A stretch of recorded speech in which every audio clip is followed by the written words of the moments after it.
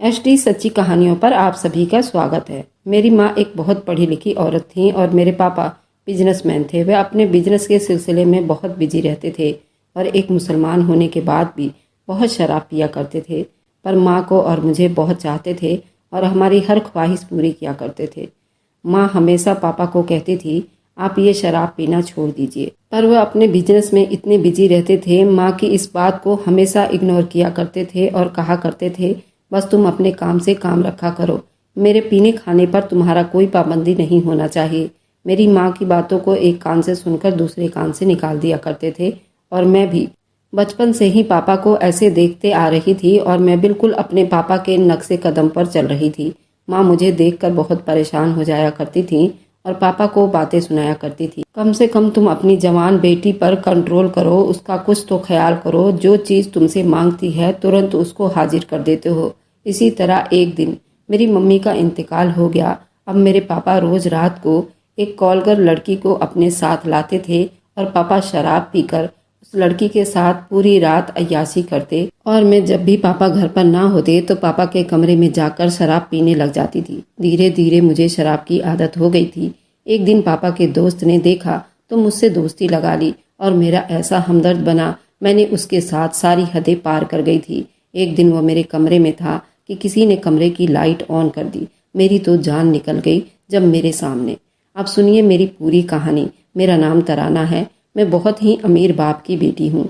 मेरे पापा मेरी हर ख्वाहिश पूरी किया करते थे। मेरी माँ हमेशा से मेरे पापा को समझाती थी कि लड़की को इतना सर ना चढ़ाओ, उसे कुछ सिखाओ कि तुम्हें अगर कुछ लेना है तो उसके लिए तुम्हें मेहनत करनी पड़ेगी। लेकिन मेरे पापा कहते थे, ये दौलत किस काम आएगी, हमने ये दौलत कब्र में नहीं लेकर जानी, ये सब कुछ हमारी बेटी क्या है और हम उसकी हर ख्वाहिश को पूरा करेंगे। मेरी मम्मी मेरे पापा को बार बार यही कहती थी, ये लड़की बिगड़ रही है, मगर मेरे पापा को मेरी कोई फिक्र ही नहीं थी।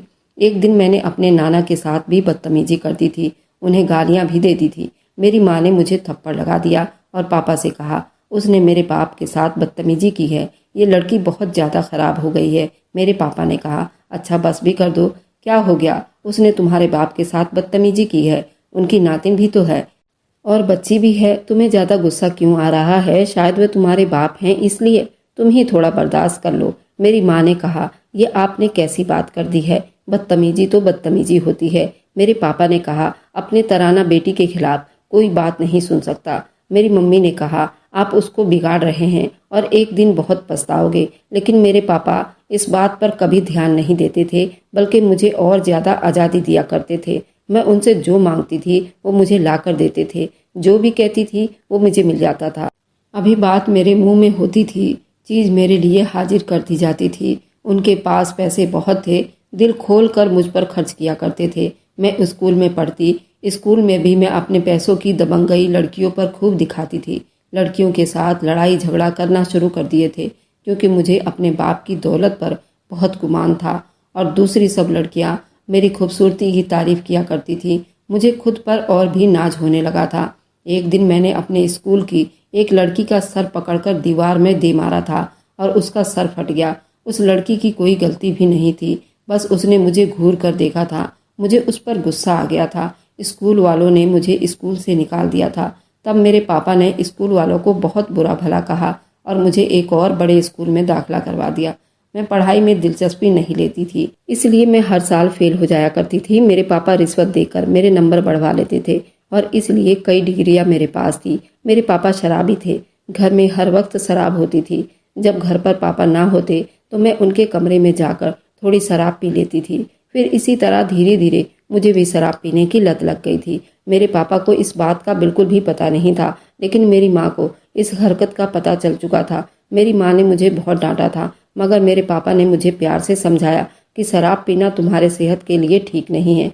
उन्होंने मुझे ऐसे समझाया जैसे मैं बहुत छोटी सी बच्ची हूँ, जबकि मैं जवानी में कदम रख चुकी थी। मेरी माँ को भी मेरे पापा ने खूब सुनाई थी। मेरी माँ फूट फूट कर रोना शुरू हो गई थी। उन्होंने कहा, मैंने तो कभी सोचा भी नहीं था कि मेरी बेटी एक हराम चीज को इस तरह पी जाएगी। उन्होंने मेरे पापा से लड़ना झगड़ना शुरू कर दिया कि आप घर में ऐसी चीज रखते हैं, औलाद तो फिर वही करेगी जो बाप को करता देखेगी।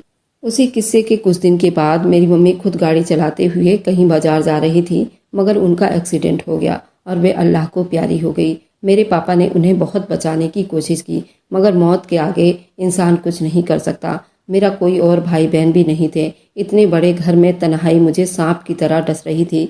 मेरे पापा तो पूरा दिन काम में बिजी रहते थे और शाम को ही घर आते तो उनके साथ एक कॉलगर लड़की होती। वह लड़की बेढंगे कपड़े पहनी होती थी। मेरे पापा नशे में धुत होते। वह तो मुझे भूल ही गए थे। पढ़ाई में मेरा दिल नहीं लगता था, इसलिए अपनी तन्हाई दूर करने के लिए मैं अपने दोस्तों को घर बुलाया करती थी। हम घर में पार्टी करते थे और खूब हंगामा करते थे। मेरे पापा कहते थे कि मेरे पास पैसों की कोई कमी नहीं है, बस मेरी बेटी खुश रहे। उसके बाद अगर मैं कोई बहुत बड़ी फरमाइश कर देती तो वह भी जल्दी पूरी कर दी जाती थी। मैंने न जाने कितनी सारी चीज़ें जमा कर ली थी। मेरे पास लाखों रुपए के जूते, कपड़े, तरह तरह महंगे ब्रांड के बहुत सारे सामान पड़े हुए थे। ये सब चीज़ें मेरे दोस्त भी मुझसे मांग कर ले जाया करते थे और मैंने कभी उनसे ये चीज़ वापस नहीं मांगी थी। मेरे पापा अपने बिजनेस और अय्यासी में बिजी रहते थे। उन्होंने मेरे बैंक अकाउंट में इतने पैसे रखवा दिए कि अब मुझे उनसे पैसे मांगने की ज़रूरत भी नहीं होती थी। इस तरह मेरी एक लड़के से दोस्ती हो गई। उसने मुझसे मोहब्बत का इजहार कर दिया। मैं भी उसकी दीवानी हो गई। हम अकेले में मिलना जुलना शुरू कर दिए थे। जब मैंने उससे कहा कि अब हमें शादी कर लेना चाहिए, तब उसने मना कर दिया और कहा कि शादी तो वह अपने खानदान में ही करेगा। उसके बाद उसने मेरे साथ दोस्ती खत्म कर दी थी और मैं अपना सब कुछ गंवा चुकी थी। उस किस्से के बाद मैंने कई लड़कों से दोस्ती की और जब मेरा दिल भर जाता तो मैं उनसे बात खत्म कर देती थी। उसके बाद मेरी जिंदगी में कई लड़के आते जाते रहे, लेकिन इन सारी बातों का मेरे पापा को कुछ भी पता नहीं था। वे समझते थे कि मैं अपनी सहेलियों के साथ बिजी रहती हूँ, उनसे मुलाकात करने जाया करती हूँ। एक बार मेरी मुलाकात मेरे पापा के दोस्त से हो गई और वो मेरे पापा को मिलने आया था, मगर पापा घर पर नहीं थे। वह इतनी अच्छी बातें करता था कि पहली मुलाकात में ही हमारी दोस्ती हो गई थी और उसके बाद वह अक्सर हमारे घर आ जाया करता था। हम दोनों कमरे में बैठकर शराब पिया करते थे। हमारे घर में एक बूढ़ी औरत काम करती थी। उसको सारी बातों का पता था, लेकिन वह जुबान नहीं खोलती थी। मुझे समझाने की बहुत कोशिश करती तो मैं उसे सख्ती से डांट दिया करती थी। मेरी शराब पीने की आदत बढ़ती ही जा रही थी। मेरी जिंदगी तो मेरे हिसाब से बहुत अच्छी ही चल रही थी। मैं बहुत ज़्यादा खुश थी और उससे ज़्यादा अच्छा और क्या हो सकता था। लाखों रुपए के शॉपिंग करना, अपनी मर्जी के काम करना, अपनी पसंद के लोगों से दोस्ती करना, यही सब कुछ तो मैं चाहती थी। मुझे इस तरह जिंदगी गुजारते हुए 2 साल हो गए थे। मेरे पापा ने एक दिन मुझे गौर से देखा, हैरान रह गए। हम लोग साथ बैठकर चाय पी रहे थे। पापा ने मुझे सूरज की रोशनी में देखा तो वह कहने लगे कि ये तुम्हारे चेहरे पर निशान क्यों पड़ गए हैं? ये निशान तो ऐसे औरतों के चेहरे पर होते हैं जिन्होंने 4-5 बच्चे पैदा किए होते हैं। तुम अपना ख्याल रखती क्यों नहीं हो? तुम तो मुझसे पार्लर के जाने के लिए बहुत सारे पैसे लेती हो। मैंने कहा कि पता नहीं पापा, मुझे खुद नहीं पता मेरे साथ ये क्या हो रहा है, जबकि मुझे पता था कि मेरे साथ ये सब क्या हो रहा है। जब इंसान गलत काम करता है और गुनाह में पड़ जाता है तो उसके साथ ऐसे ही होता है। उसके बुरे अमल उसके चेहरे पर नजर आना शुरू हो जाते हैं और अक्सर औरतों में तो ये ज्यादा ही नजर आने लग जाता है। मेरे पापा भी बड़े रंगीन शौक मिजाज आदमी थे। उन्होंने मुझे कोई जवाब नहीं दिया था, बस चुपचाप हो गए थे। इसका मतलब कि वे कुछ सोच रहे थे। मैं सर झुकाकर चाय पीने लगी थी। थोड़ी देर के बाद धूप से उठकर एक तरफ हो गई, लेकिन जो पापा ने देखा था वह देख चुके थे। कुछ दिन इसी तरह गुजर गए। एक दिन पापा शहर से बाहर गए हुए थे और पापा का वही दोस्त जिसके साथ मेरी दोस्ती थी, मैंने उसे घर बुलाया था। हम लोग कमरे में बैठे शराब पी रहे थे जब अचानक से कमरे का दरवाजा खुला और मेरे पापा मेरे कमरे में दाखिल हो गए थे। हम दोनों को उस हाल में देखकर उनका गुस्सा 7वें आसमान पर पहुंच गया था। पापा को देखकर मेरा दिमाग चकरा गया था। मैंने भी झूठ बोल दिया कि आपका दोस्त अभी अभी आए हैं, मगर बस वह सब कुछ जान गए थे। उन्होंने मुझे थप्पड़ मारा और पुलिस को बुलवाकर अपने दोस्त को पुलिस के हवाले कर दिया और उस पर केस कर दिया। उसने पापा के कंपनी से पूरे 50 लाख का घपला किया था। उन्होंने मेरा कमरा बाहर से लॉक कर दिया। सुबह मेरी जब सहेलियों को घर बुलाया, मुझे पता था वो मेरा साथ देंगी। मेरे पापा ने कहा कि मुझे मेरी बेटी की जो पूरी सच्चाई बताएगा मैं उसे पूरे 10 लाख रुपए दूंगा। मेरे पापा मेरे दोस्तों की कमजोरी से वाकिफ थे। मेरे सभी दोस्तों ने मेरे सारे राज खोल दिए थे। ये दुनिया सिर्फ पैसों के पीछे भागती है। मेरे सहेलियों ने भी मुझसे वफा नहीं की थी, मगर हकीकत तो मैंने भी अपने साथ वफा नहीं की थी। मैं हैरान रह गई। ये वही सहेलियां थी जो मेरे साथ मिलकर ये सब कुछ किया करती थी, लेकिन 10 लाख रुपए के लिए उन्होंने मुझे धोखा दे दिया था। मैं ही पागल थी जो उन पर भरोसा किया करती थी। मेरे पापा ने अपना सर पकड़ लिया था। मैं पापा के सामने शर्मिंदा हो चुकी थी। मेरे पापा ने कहा कि मैंने तुम्हारी हर ख्वाहिश पूरी की है, तुमने जो मांगा तुम्हें ला कर दिया, मगर आज तुमने मेरी इज्जत खाक में मिला दी है। मैं अब सारी जिंदगी सर उठाकर नहीं जी सकूंगा। वह इतना कहकर बाहर चले गए थे। मैं सोचने लगी, पता नहीं अब क्या होगा। मगर अगले ही दिन जो पापा ने मेरे साथ किया, मैं कभी सपने में भी नहीं सोच सकती थी। उन्होंने मेरी शादी करवा दी। शायद यही उनके लिए बहुत अच्छा था, वह मेरी शादी करवा देते। लेकिन मेरी शादी किससे करवाई जा रही थी, ये देखकर मेरे कदमों तले से जमीन निकल गई, क्योंकि उन्होंने मेरी शादी एक फकीर से करवा दी थी। मैं उसको देखते ही हैरान रह गई थी। वह हमारे घर भीख मांगने आया करता था। आज वह आदमी मेरा शौहर बन चुका था। मैंने पापा को कहा, ये नहीं हो सकता पापा, आप मेरे साथ ऐसा नहीं कर सकते, आप मुझे इतनी बड़ी सजा नहीं दे सकते। मेरे पापा ने कहा, तुम इतनी बड़ी सजा की हकदार हो, तुमने सब कुछ मिट्टी में मिला दिया है। मगर मैं अपने पापा को ये बात कैसे समझाती कि मैं अपनी तन्हाई से तंग आ चुकी थी और उस तन्हाई को दूर करने के लिए मैंने ये कदम उठाया था। पापा ने मुझ पर खूब गुस्सा किया था। तुम्हारी माँ ठीक कहती थी। पापा ने मेरी ज़रूरत का सामान नौकरों से पैक करवाया और मुझे कुछ पैसे भी दिए, लेकिन इतने पैसे तो मैं 1 घंटे में ही ख़त्म कर दिया करती थी। उन्होंने कहा कि दोबारा अपनी शक्ल लेकर यहाँ मत आना। मैंने तुम्हें विदा कर दिया है और अब मैं तुम्हारे लिए मर गया हूँ। मुझे तो समझ नहीं आ रही थी कि मेरे साथ ये सब क्या हो गया था। ये भिखारी मुझे अपने घर ले आया, लेकिन उसका घर घर कहलाने के काबिल भी नहीं था। उसके घर में पहले ही दिन ना तो बैठने के लिए कोई चीज़ थी और सोने के लिए सिर्फ एक चारपाई, जिस पर वह खुद सो गया। मैं हैरान हुई। मैंने उसे लड़ना शुरू कर दिया। मैंने कहा कि मैं कहाँ जाऊंगी। उसने कहा कि पूरा घर पड़ा है, जहाँ मर्जी सो जाओ। मैंने सारी रात जमीन में बैठकर गुजार दी और वहीं पर बैठे बैठे मेरी आंख लग गई। मुझे लगा था कि मेरी इज्जत करेगा, मुझे पाकर उसको एहसास होगा उसे उसकी औकात से ज़्यादा अच्छी बीवी मिल गई है। लेकिन ये तो पागल मेरी भी कोई परवाह नहीं कर रहा था। उसका घर बहुत गंदा पड़ा हुआ था। मैंने उसे कहा, तुम्हारे घर में काम करने के लिए कोई नौकर आता है क्या? उसने कहा कि भिखारियों के घर में नौकर नहीं आते। शहजादी साहिबा, आपको अगर ये घर गंदा लग रहा है तो आपको उसे खुद साफ करना पड़ेगा। मैंने कहा, मैं घर साफ नहीं करूंगी, तुम्हें क्या लगता है मैं यहाँ पर तुम्हारा गंदा घर साफ करने के लिए आई हूँ? उसने कहा कि अगर साफ नहीं करना तो फिर इसी में चुपचाप बैठी रहो। मैं तो कई महीनों के बाद ही सफाई करता हूँ, जब मेरा दिल करेगा मैं तब कर लूँगा। मैंने कहा कि 1 हफ्ता पहले सफाई की होती तो ये घर गंदा नहीं होता। मुझे तो अजीब सी घुटन हो रही थी, बैठा भी नहीं जा रहा था। वह घर से चला गया। मैंने खुद ही मजबूर होकर घर साफ करना शुरू कर दिया, क्योंकि मैं गंदे घर में नहीं बैठ सकती थी। जाते वक्त उसने कहा था, मैं थोड़ा सा सालन और 2 रोटियां लेकर आऊँगा, लेकिन कल से मैं खाना लेकर नहीं आऊँगा। आपको घर में दाल रोटी पकानी पड़ेगी। मेरे पास इतने पैसे नहीं हैं मैं बाहर से खाना लेकर आऊँ। मैं तुम्हारे बाप की तरह अमीर आदमी नहीं हूँ। मैंने कहा कि तुम किस तरह मुझसे बात कर रहे हो? आज तक मुझसे किसी ने इस तरह बात नहीं की। उसने कहा कि आम लोग अपनी बीवियों से इसी तरह बात करते हैं। वह शाम को थोड़ा सा सालन और रोटियां लेकर आ गया। सालन से मुझे बदबू आ रही थी। मैंने कहा, मैं नहीं खाऊंगी। उसने कहा कि ना खाओ। उसने खुद ही सारा खत्म कर दिया। मुझे भूख की वजह से नींद नहीं आ रही थी। अगले ही दिन मैंने उसे किचन का सारा सामान मंगवाया और खुद ही घर में खाना बनाया। जब खाना बनाकर मैंने उसके सामने रखा, उसने जैसे ही निवाला लिया तो कहने लगा, ये खाना बनाया है तुमने?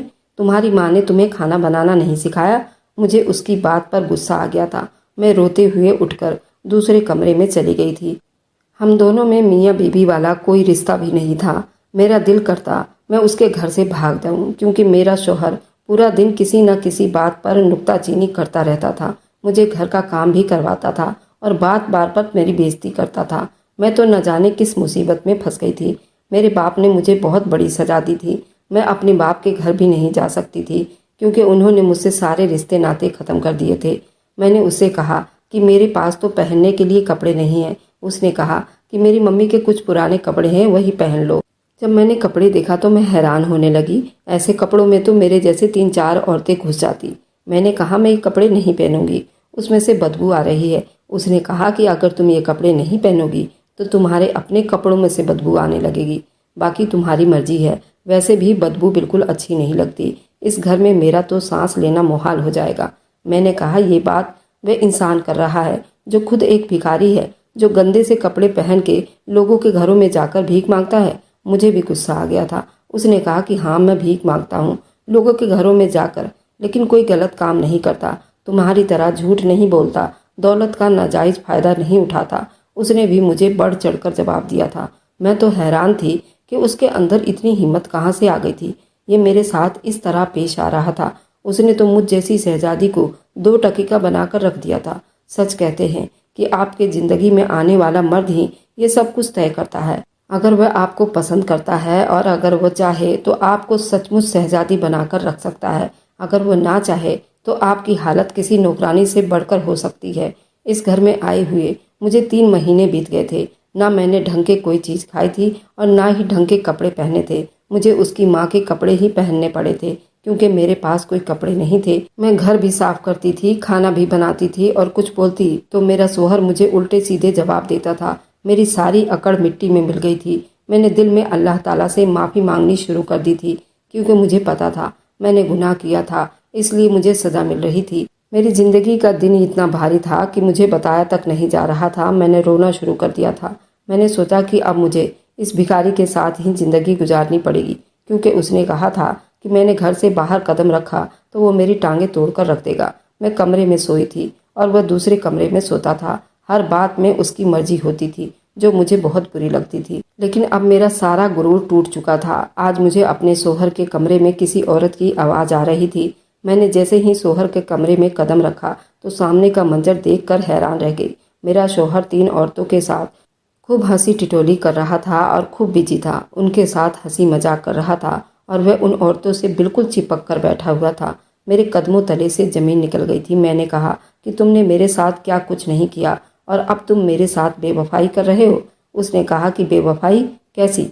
तुम भी तो शादी से पहले ये सब कुछ कर चुकी हो। तुम तो अमानत में खयानत करके आई हो। अब तुम वैसे ही सब कुछ देखना पड़ेगा। तो तकलीफ क्यों हो रही है? आज मुझे सच में बहुत शर्मिंदगी हो रही थी। मैं बहुत बड़े बड़े गुनाह किए थे, मगर इन सब के पीछे मेरे बाप का कसूर था क्योंकि वह खुद शराब पीता था। वह भी इसी तरह की औरतों को घर लाया करता था। हर रात एक नई औरत होती थी। मैंने अपने सोहर के कदमों में जाकर बैठ गई। मैंने कहा कि खुदा के लिए ऐसी बातें ना करें। मेरा दिल फटा जा रहा है। कह दो कि ये सब कुछ झूठ है। कह दो कि तुम्हारा उन औरतों के साथ कोई ताल्लुक नहीं है, नहीं तो मैं पागल हो जाऊंगी। मैंने बुरी तरह से रोना शुरू कर दिया था। वे औरतें मुझ पर हंसने लगी थी। फिर मेरे शौहर ने मेरा मुंह थोड़ी से पकड़कर अपनी तरफ किया और कहा, ये सब कुछ झूठ है। मेरा उनके साथ कोई चक्कर नहीं है। मुझे ऐसा लगता है शायद वह मुझ पर तंज कर